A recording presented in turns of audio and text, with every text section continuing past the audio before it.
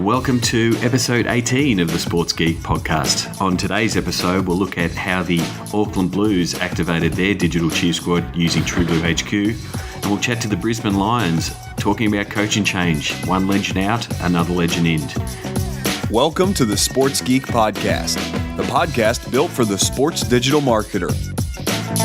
And now, here's your host, whose professional sports career was tragically cut short at age 17 due to a lack of ability, Sean Callanan. Thanks, DJ Joel. Yes, getting cut from the Ballarat Nuggets at age 17 by then coach of the Miners, Al Westover, who went on to win a couple of championships in the NBL, still cuts pretty deep. But that said, I'm quite happy where I've landed. Professional sports obviously wasn't for me on the court. It's definitely something off the court with a Sports Geek. First of all, I want to say a big thank you to the people who have downloaded the podcast, like yourself, and also the ones that have left a review on iTunes. So a bit of a shout out to Brock Tune, who left a one on the US store, Pat Davis, Flavelson, In All Airness, Adam, great podcast, check out In All Airness. Francis McCarthy, again, everyone who has left a iTunes review, very much appreciate it. You can simply go to sportsgeekhq.com/iTunes to leave a quick review. It's very much appreciated and actually helps spread the word, make sure that this content is being used. So, for today's episode, we chat with good friend of mine and client James Rigby from the Auckland Blues about how they activated Digital Cheer Squad on Grandstand. And also we talked to Jared Price from the Brisbane Lions and how they handled and managed the recent coaching change where one club legend was ousted in Michael Voss and another one came in Justin Lepich. But first, here's our interview with James Rigby on ABC Grandstand, and stay tuned at the end. Find out how far did Rocky actually run in Rocky 2.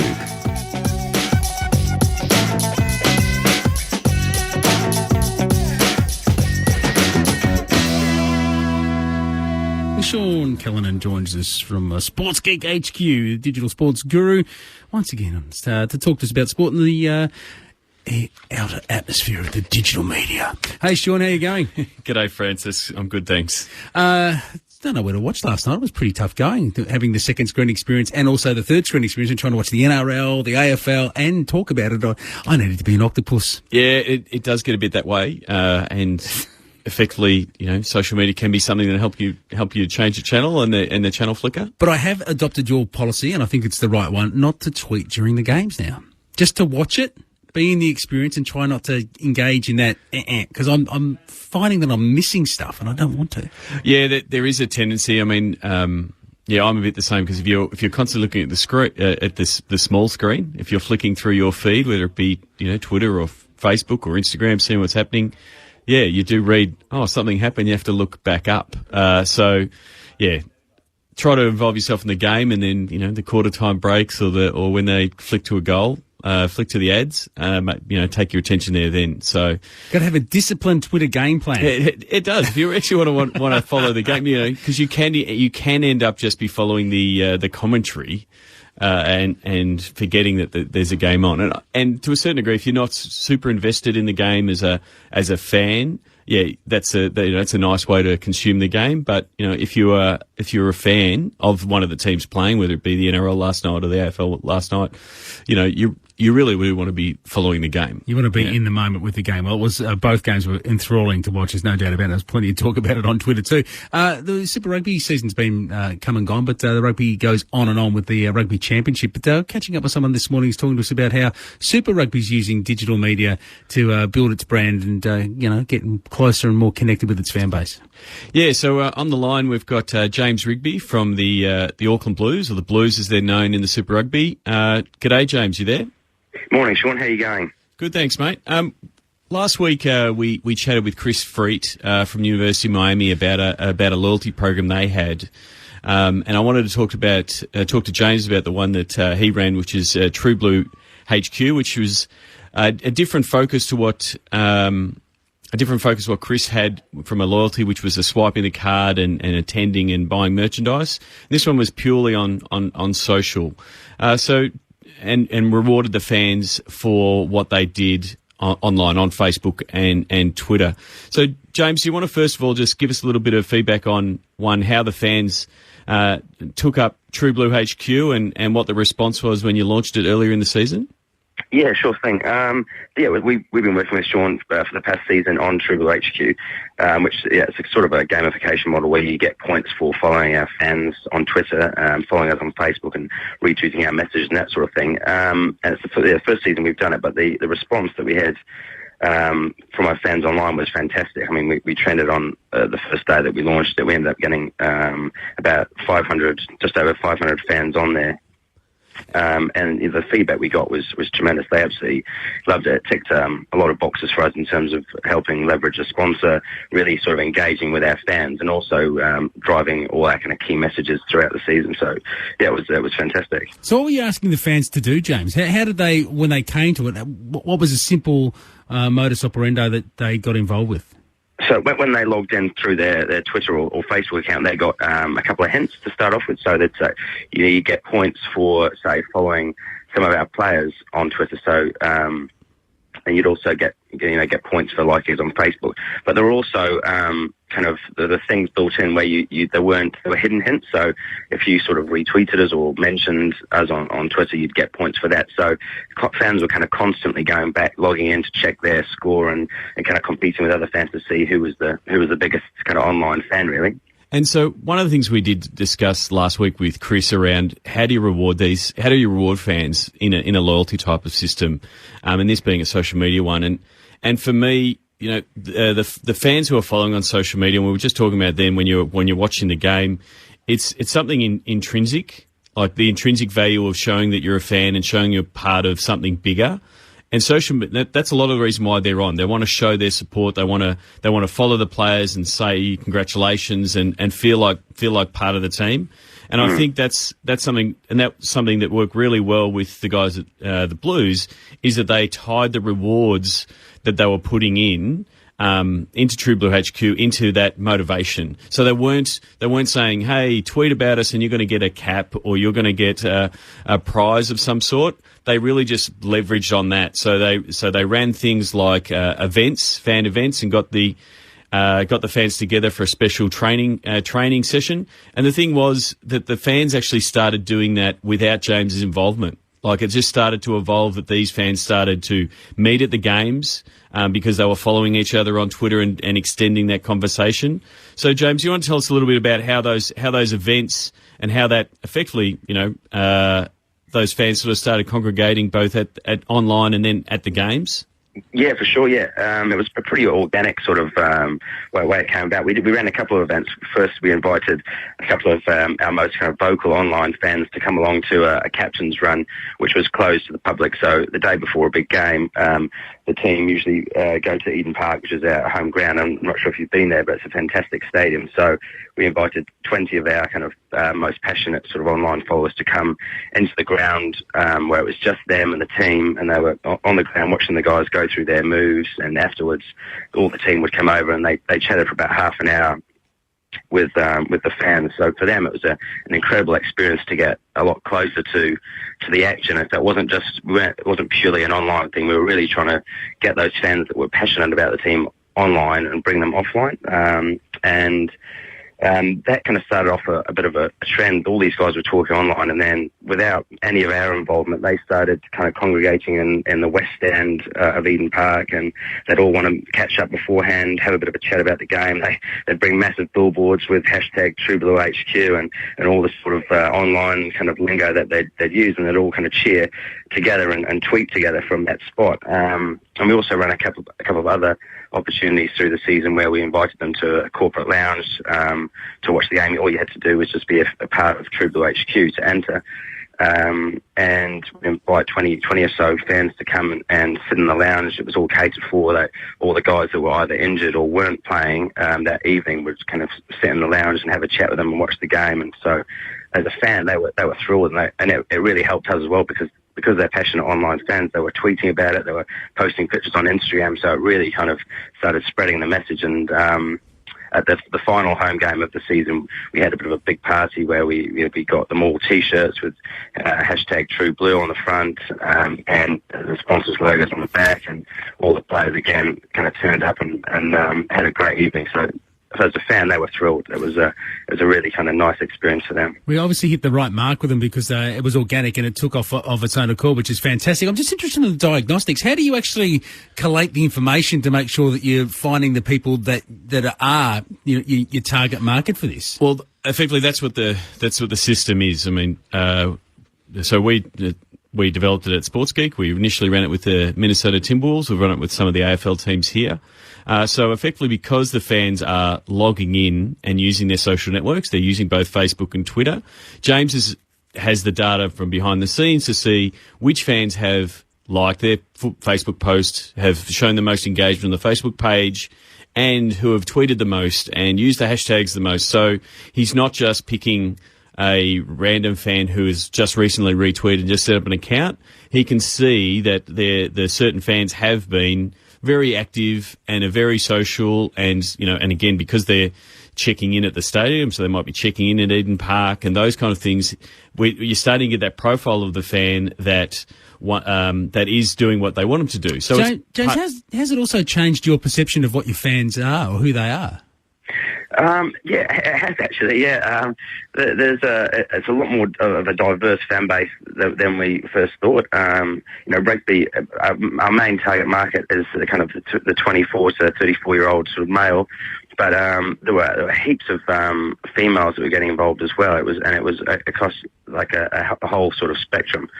So it was pretty interesting. Yeah. And the good thing is that you've now got that core and doing things like running a fan of the week and rewarding those fans and saying thanks a lot. They were profiled on the site. The system effectively trained those fans who were just dipping their toe in the water, didn't quite know what they had to do.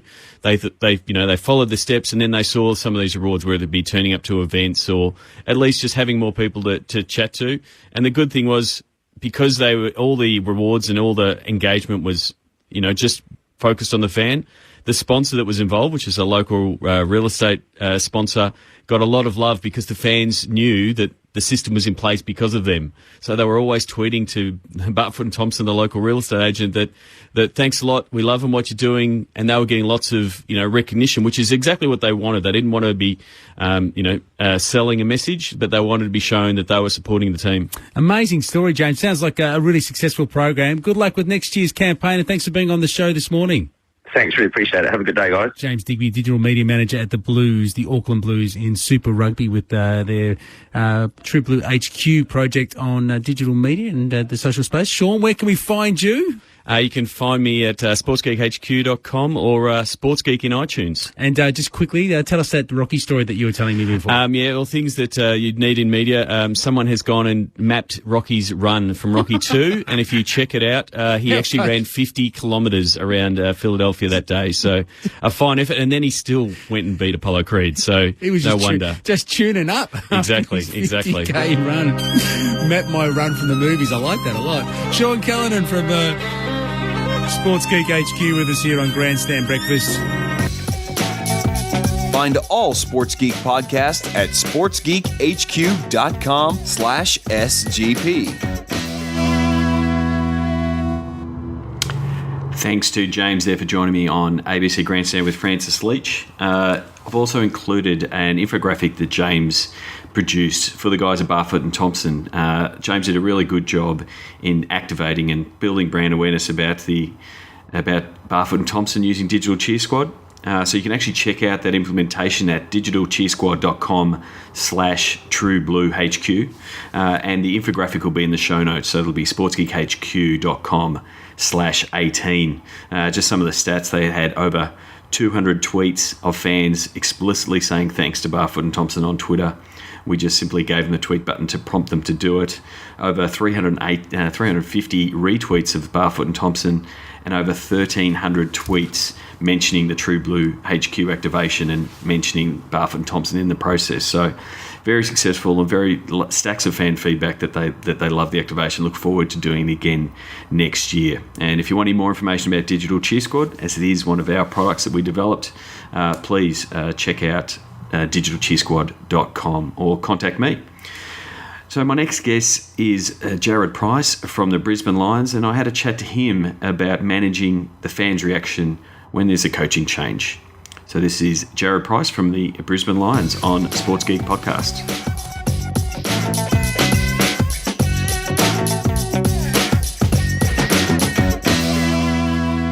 very lucky and I'm thankful to welcome a good friend of mine from the Brisbane Lions. He's the digital media manager for the Brisbane Lions, which is in the AFL.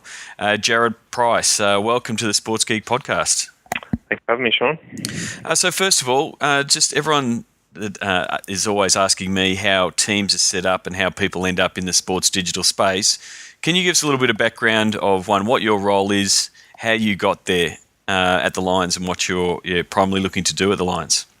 Yeah, no worries. So my role is digital media manager at the Lions. I'm responsible for social media, web properties, online video, and also our mobile apps.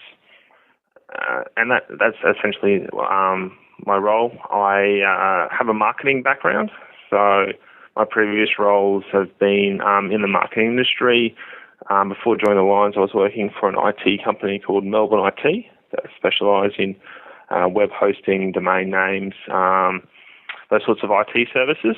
So I guess whilst I had the marketing background, I also got a bit of understanding of IT and digital media through working for that company. And then I've always had a passion for AFL. My dad's Victorian, so there's always been a strong family presence there for AFL. So growing up watching, playing, and following it pretty closely. So I guess the option to combine a passion of mine with a career has been pretty lucky. And at the Lions, we're, I guess, quite a small digital team. So what's the makeup of your team from a bodies on the ground kind of thing? Yeah, so we are part of the communications department, and it's interesting if you look at a lot of the other AFL clubs, it varies in terms of where the digital team sits. Some are in the commercial, some are in communications.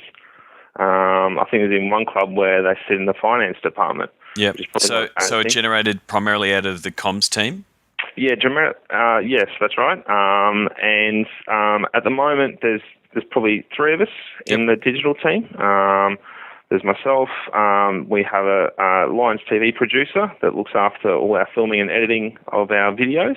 Yep. And we also have a website editor, if you like, that produces all our online articles, match reports, and is responsible for keeping that engine churning, if you like, with all our articles going through our website and also our mobile app. Okay. I mean, that is a pretty common setup of having, the content producer, the journalist style person, the beat writer. Video is one area that a lot of teams have been really feeling the crunch in the last 18 months, 2 years, and starting to get dedicated resources because there's so much, so many fans are crying out for more video content. So it's definitely been a growing space. And I guess coming from Melbourne IT, there's no concerns that the Lions will ever lose their domain, as you would know that space coming from the Melbourne IT area. No, we've still got some good connections there, so yeah, no danger of losing lions.com.au. Yeah, I don't know if you did hear the story that the Dallas Cowboys, for a little point in time, did forget to renew their name. And unfortunately, their website went down because someone did not pay the bill. So it's always important when you do get that domain renewal notification notice that it's definitely one you have to pay. Otherwise, your site can go down in a quick, quite unexpectedly if you're not following up with it. Yeah, absolutely. So what I want to do is follow up. You've had a couple of really big events in the last couple of months from a coaching point of view, and I just want to get a bit of your feedback of one, how you handled it, how the fans reacted, and sort of some of the things you've learnt. So for those who don't know, the Brisbane Lions had a departing coach, and Michael Voss, one of your club's legends, was not renewed for a coaching contract. It's the best way of putting it. He wasn't sacked, he just wasn't renewed. And he departed. I think it was 3 rounds to go in the AFL season. That's right. There was a lot of fan feedback. Obviously, Vossi being a club legend and a fan favourite. What was it like from the digital team's point of view, trying to manage that story? Oh, look, it was obviously a very interesting time. I think with anything with a football club, there's always a lot of passion. The fans really do love the club, want to see it succeed and want the best for the club. And having, someone like Michael Voss, who was a premiership captain, had been with the club for a very long time. There's obviously a lot of people that are very passionate about him and are very passionate supporters of him. So, it was an interesting time. And I guess our role was just to, stay across what the fans were saying, and then also get out messages when we could. I guess one of the challenges that you have when you've got the official club accounts is that you need to put out information once it's, I guess, been approved and verified and is 100%. I guess, the flip side with the media is that they can look to start the conversation and put it out there, and then sort of, track the story as it goes along. Whereas with the club, we need to probably be a little bit more tentative, I guess, and not, we can't sort of put information out there until it is official. So in some cases, we are a little bit behind the media. But, I guess we like to think of it as that, but we're the source of truth. And that it's, an official club account and it's an official statement from the club. So, I guess our role during the whole process was just monitoring the social media, what fans were saying, what the comments were, trying to get a gauge for the tone, if you like, so what was positive, what was negative, and then, distribute any messages that we had once they were ready to go out. I mean, the point you make there about the fact that the media, when they ever get a whiff of anything, of a change, they're going to automatically run with it. And it's very hard sometimes from a club environment. A lot of the fans don't realise some of those checks and balances that you were just going through there, that, you've got to get, if the board has got to sign something off or those kind of things, you can't just go and say, yes, this is happening, even if it is being reported as fact on a media point of view. And it's very, that's where it takes a lot of savvy not to respond to all the fans, because you've got to have that company line that you can then put out the message. Is there a way, potentially, looking back at that situation, and is there a way that you could have done it potentially better or streamline the process from your point of view? Look, I think whenever hindsight's a wonderful thing. Yep. And, would be good to have been able to get onto the front foot a little bit earlier. But in a lot of cases, you just got to work with the cards that you get dealt. And, I think at the time, we did a pretty good job. There were quite a few long days once the story broke. I know my boss, who's the GM of comms, probably didn't go home for 3 days, just trying to, manage and get in front of the story and make sure that we're, controlling the message and putting out there, what's actually happening and what the plan is. So, it was a challenging time, but I think we handled it, reasonably well. And, now we've got a new coach on board, so, it's great to sign him this week and, hopefully good things ahead. Yeah, well, that was one of the things. I think there's a lot of people listening to the Sports Geek podcast understand it because they're in sport, and they do know that the footy department or the sports department for a lot of the clubs effectively run some of the messaging, and so that you might not get that information as timely as you would like. And some of these things happen so quickly. You've got to be that agile. To be able to handle these kind of things on the fly. I did want to go to the Justin Lepage signing and sort of how you handled that. You were probably at least had some more timing to plan that kind of thing. Going up from one end of losing a club great and dealing with that fan feedback and effectively being that spot where you're being the fan's friend and trying to soothe those upset fans, to now going to a really positive announcement like signing of Justin Lepage as the new coach. How's the fan reaction and feedback to that announcement been? Yeah, look, it's all been really positive. The Lions fans would obviously be very familiar with Justin Lepage, playing in the similar sort of era to Michael Voss, and a member of our Hall of Fame, so well known to fans. Has coached at the club previously as an assistant coach for a few years, and then went to Melbourne to further develop his coaching skills. So it's great to have him back on board. And we were probably a touch slow, like it was being reported in the media before us.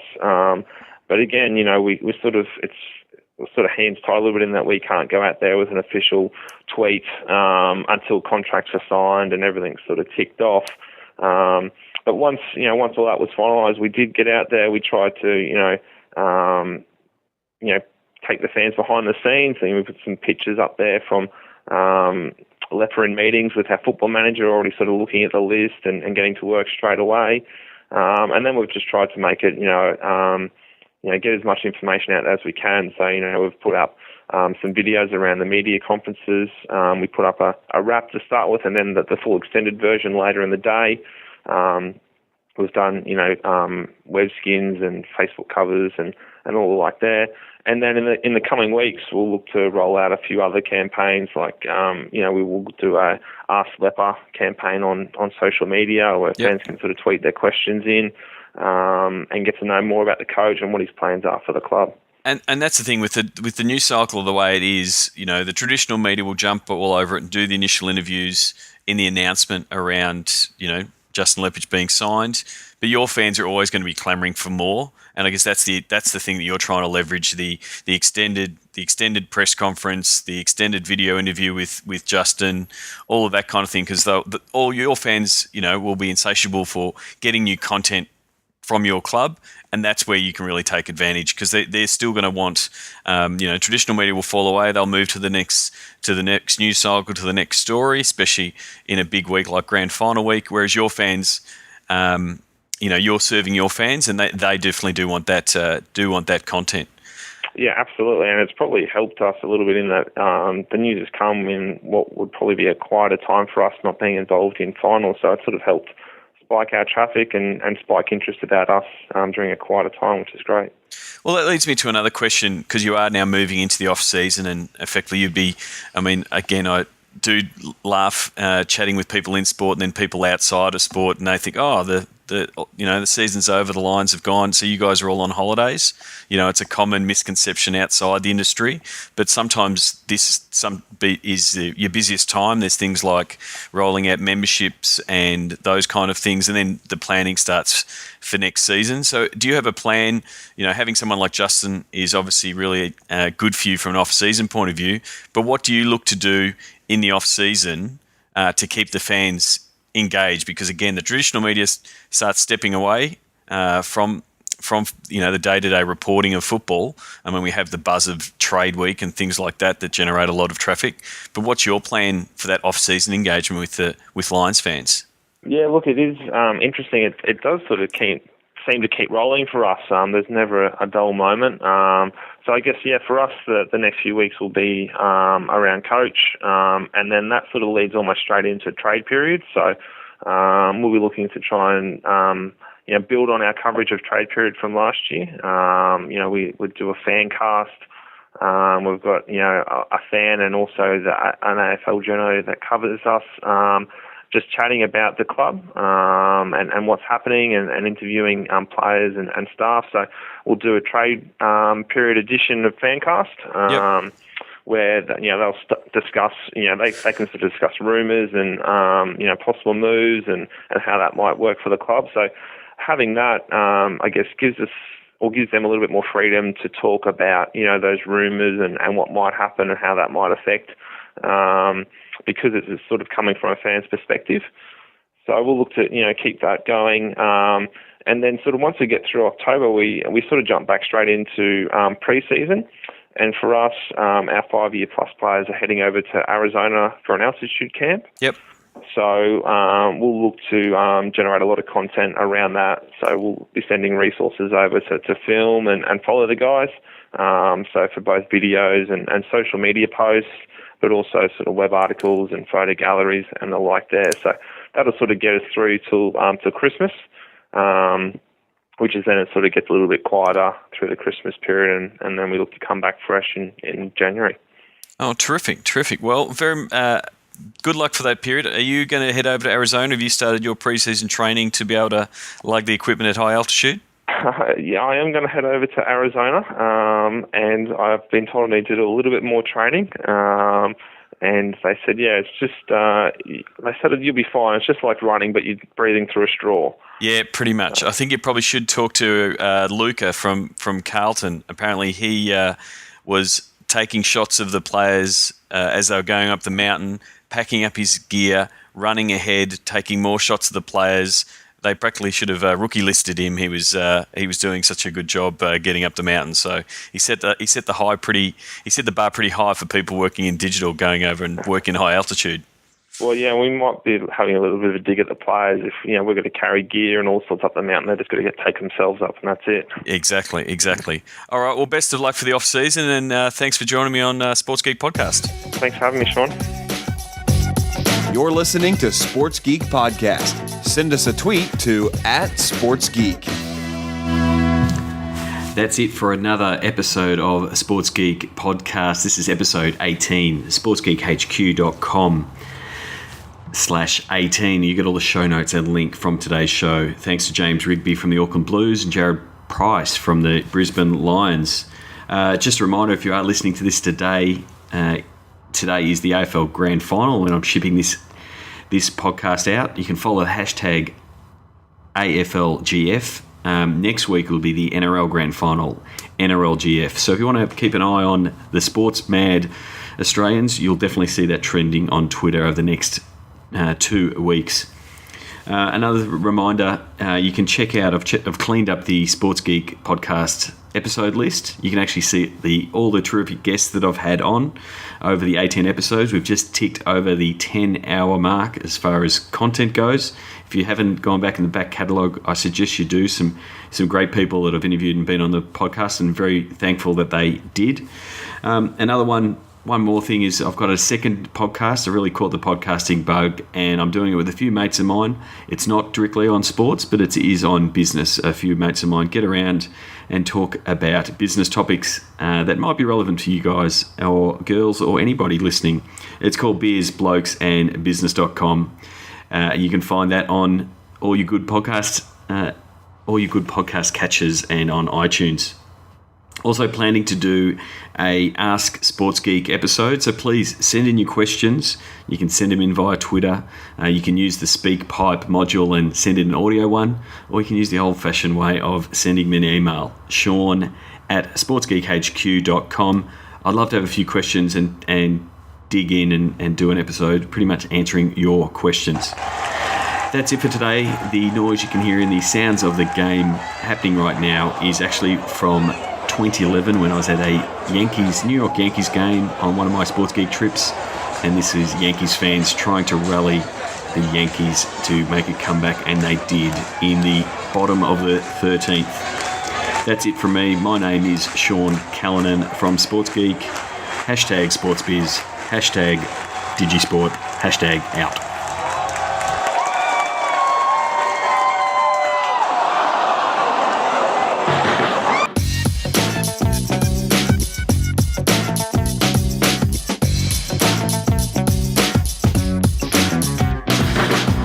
Please leave a review on iTunes.